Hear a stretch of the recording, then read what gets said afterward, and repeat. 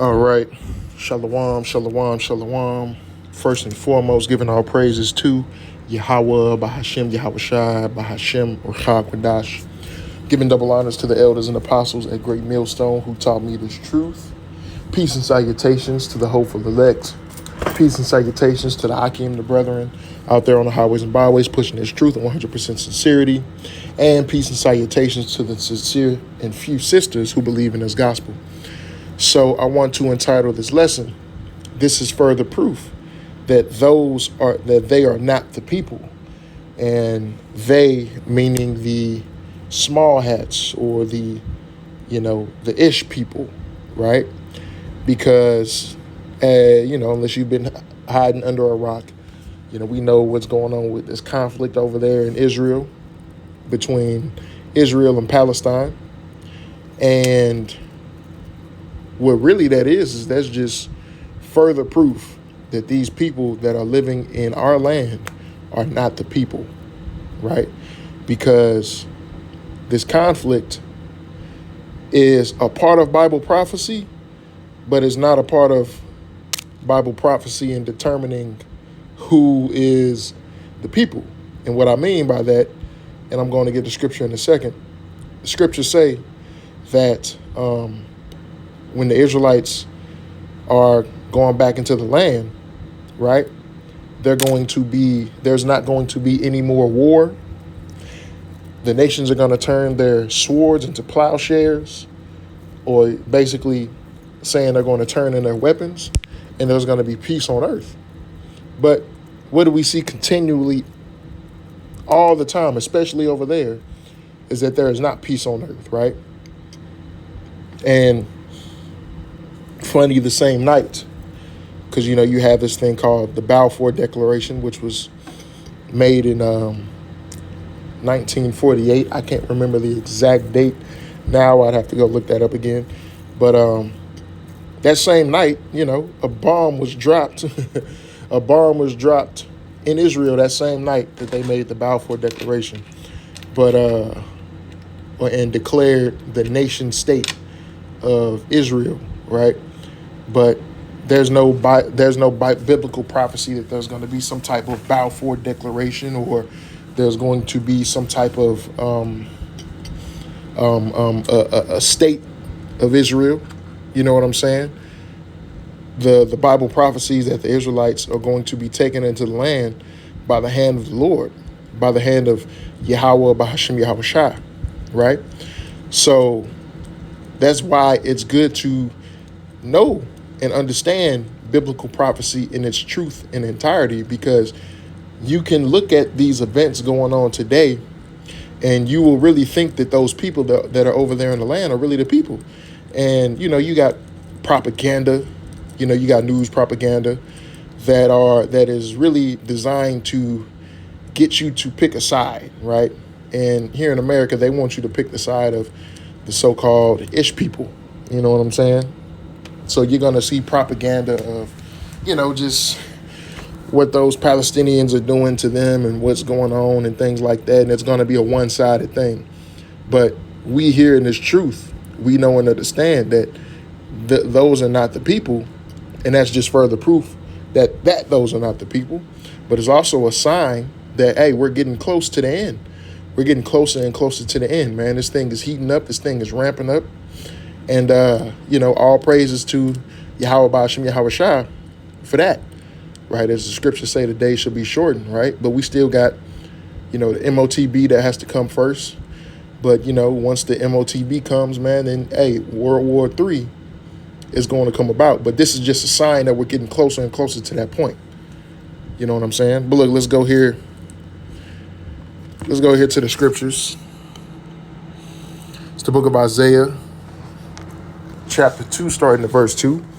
And it says, "And it shall come to pass in the last days that the mountain of the Lord's house shall be established in the top of the mountains," right? "And shall be exalted above the hills, and all nations shall flow into it," right? Mountains and hills, that's talking about large governments and small governments, large nations, small nations, right? So it says that all nations are going to flow unto the nation of Israel, Mount Zion, right? But when we look at today, what do we see? We don't see that, because those Ishmaelites are going against. Those Ishmaelites are going. Those Ishmaelites who are Palestinians, they're going against, or those Palestinians who are actually Ishmaelites, they're going against, those people over there in the land, those imposters. You know what I'm saying? They're going against their laws, their statutes and commandments, and they don't even follow the laws, statutes, and commandments, knowing that in Tel Aviv you have the largest Mo parade. You know what I'm saying? You got the largest pride parade over there. And there's just a whole bunch of other wickedness that's just done over there in that land that, again, is just even more proof that those are not the people, right? It says, verse 3, and it says, and many people shall go and say, come ye and let us go up to the mountain of the Lord, to the house of the power of Jacob, and he will teach us of his ways, and we will walk in his paths. For out of Zion shall go forth the law, right? What law? The law, statutes, and commandments. The Mosaic law, right? That we have in the first 5 books of the Holy Bible. But do we see that? Do we see the law, statutes, and commandments being followed all across the earth? No, we don't. We see wickedness and everything contrary to the law, statutes, and commandments across the earth. Worshiping of other gods, worshiping of idols and things like that, that's going against the law, statutes, and commandments. And that's what is heavily practiced here on the earth. There wouldn't be no Islam. There wouldn't be no Buddhism. There wouldn't be any of these other religions if the true people, if the true Jews and Israelites were back over there in the land. There would be no other religions. There would just be the law, statutes, and commandments, following Yahweh B'Shem Yahweh Shai. That's all there will be on the earth, right? And it says in the word of the Lord from Jerusalem, right? And we see that that's not happening. That's not the case. That's not what's going on. Verse 4, and it says, and he shall judge among the nations and shall rebuke many people, and they shall beat their swords into plowshares and their spears into pruning hooks. Nation shall not lift up sword against nation, neither shall they learn war anymore, right? So it says, neither shall they learn war anymore.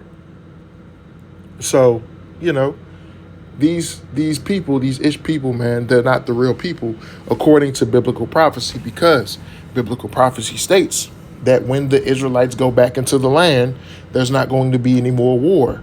Nation is not going to rise up against nation. You know what I'm saying? So that's the truth of the matter. But if you follow Christian doctrines, if you follow, what they tell you on the news and everything, you would be, thought to believe that these are the people and they're being attacked, and you have to have some type of sympathy for them, right? But that's not the case. That is not the case. The Lord is not dealing with those people in a righteous manner on the right hand. The Lord is dealing with the so-called blacks, Hispanics, and Native Americans, first starting with those of the elect, right, who are preaching his word and his gospel, right, bringing back, the 12 tribes into the knowledge of who they are, because we've lost our heritage over the centuries. You know what I'm saying? Over the centuries, especially here in Babylon the Great, through slavery and this final captivity. But now, ever since around the year 1969, 1970, since the Lord rose up, Elder Abba Bivens, to begin preaching this gospel, this ministry, that is when, that's when, life started to come back into the two prophets pertaining to the two kingdoms, Judah and Ephraim, the northern kingdom and the southern kingdom, right?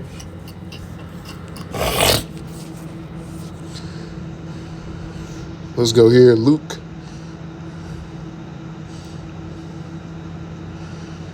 Because Yahweh Shai prophesied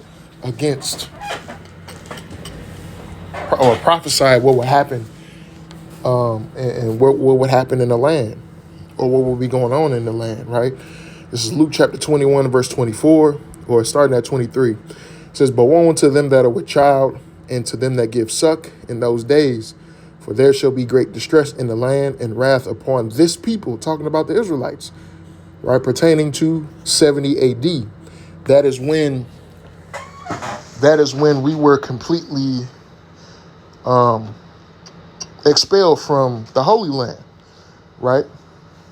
And that's when that's when all of the 12 tribes began to be scattered across the four corners of the earth. Because, as we know, the Northern Kingdom, they were already over here on this side of the world in the Western Hemisphere. And, the Southern Kingdom, Judah, Benjamin, and Levi, they began to scatter across Africa, Europe, and Asia. And, eventually a lot of them were brought over here to America through the transatlantic slave trade. Right? So, and here, let's finish reading. It says, and they shall fall by the edge of the sword, and shall be led away captive into all nations. And Jerusalem shall be trodden down of the Gentiles until the time of the Gentiles be fulfilled. When is the time of the Gentiles going to be fulfilled? The second coming of Yahweh Shah, Hamashiach, right? That's when the time of the Gentiles is going to be fulfilled. When he comes back to take down the kingdom, mainly Esau, Edom, but the kingdom of these Gentile nations.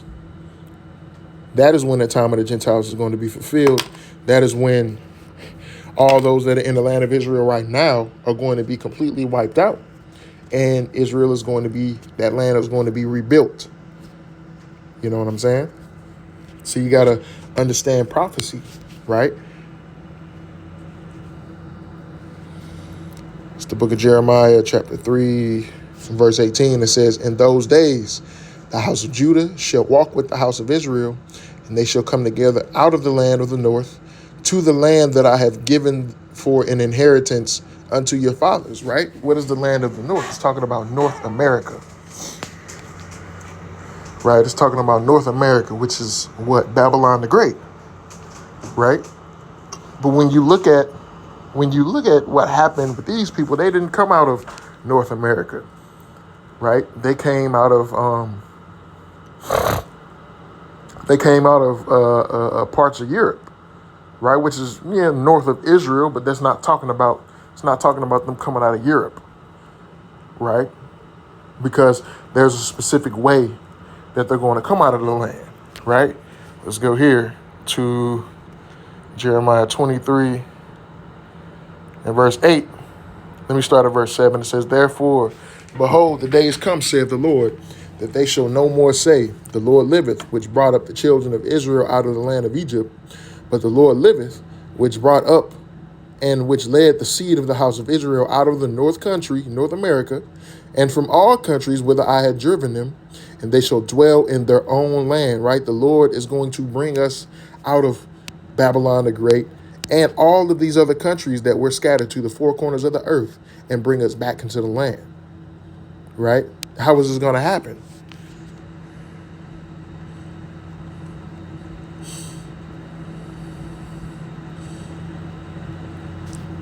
How is this going to happen, right? Let's go here to Revelation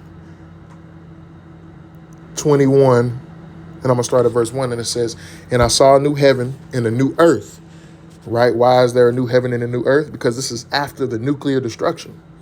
This is after the nuclear destruction when, Russia and America basically have a nuclear showdown, And it says, and I saw a new heaven and a new earth, for the first heaven and the first earth were passed away, and there was no more sea.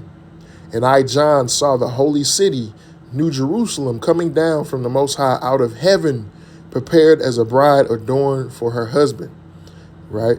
Because John the Revelator saw the Israelites coming down from heaven in chariots. That's what it's talking about. Because what? We got delivered on the chariots, right? Because here prophesied in, again, Isaiah 26 and 20, we were, this is how we're going to be delivered. It says, Isaiah 26 and verse 20, come, my people, enter thou into my chambers and shut thy doors about thee. Hide thyself as it were for a little moment until the indignation be overpassed. Right? Come into the Lord's chambers, which are what? The chariots. Those so-called UFOs. Right? That's how Israel is going to be delivered from their captivity. Right? But this type of thing has never happened. These people, these so-called ish people they never had a strange salvation pertaining to, and I'm going to get that, I might as well, Wisdom of Solomon, Salakia, Wisdom of Solomon, chapter 5, right? Starting at verse 1, it says, then shall the righteous man stand in great boldness before the face of such as have afflicted him, and made no account of his labors, right? It's talking about the men of the Lord prophesying in the streets of Babylon the Great in front of their oppressors, in front of the so-called white man who was Esau Edom. We're prophesying their downfall to their face. Them ish people they ain't doing that. They're not prophesying the downfall of their enemies. They're not on the streets preaching and teaching. They're not fulfilling prophecy. Right? The scriptures say that the Israelites in the last days will be preaching and prophesying the destruction of Babylon the Great and the downfall of their enemies. These people aren't doing that. They're not preaching any kind of gospel that's reached the four corners of the earth so that the end can come. They're not fulfilling prophecy, man. Verse 2, it says, when they see it, they shall be troubled with terrible fear and shall be amazed at the strangeness of his salvation, so far beyond all that they look for, right? These people were not delivered by any type of strange salvation. They got into the land by a Balfour Declaration, a document, a piece of paper. The Lord ain't coming down to write no fucking piece of paper and say, you know what I'm saying? This is my people's land. No, we're going to take this thing back through the spirit and power of Yahweh Bashim Yahweh Shai. We're going to take this place by force. It was taken from us by force, and we're going to take it back by force when that time comes.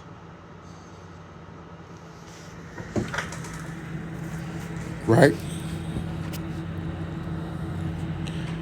Jeremiah 50 and verse 33 says, thus saith the Lord of hosts, the children of Israel and the children of Judah, the northern and the southern kingdom, were oppressed together, and all that took them captives held them fast.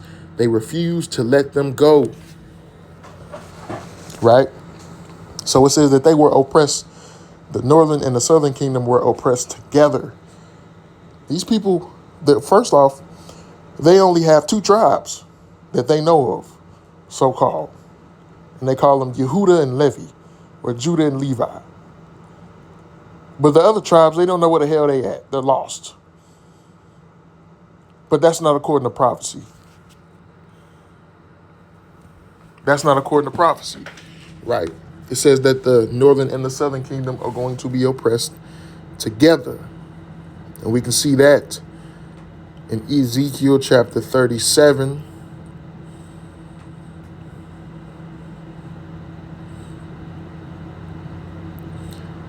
And here, let's start at verse 21. It says, and say unto them, thus saith the Lord Yahweh, behold, I will take the children of Israel from among the heathen, whither they be gone, and will gather them on every side and bring them into their own land. And I will make them one nation in the land upon the mountains of Israel, and one king shall be king to them all. Who is their king? Who is their king? Where is King David at? Because that's what this is talking about. It's talking about King David. And it says, and they shall be no more two nations, neither shall they be divided into two kingdoms anymore at all. Right? So there's not going to be a northern and a southern kingdom anymore. It's just going to be one nation, one kingdom of Israel. But we don't see that there in the Holy Land right now. No, we do, but we see war, we see conflict, we see idol worship, we see abominations, we see profanity. You know, here they are building a third physical temple, but the third temple is going to, in the scriptures is something spiritual, right? So these people are blasphemers, man. These people are blasphemous, right? But look, Lord willing, this video is edifying, giving our praises to Yahweh, Bahashem, Yahweh Shai, Bahashem, Ruach Kodash, Shalom.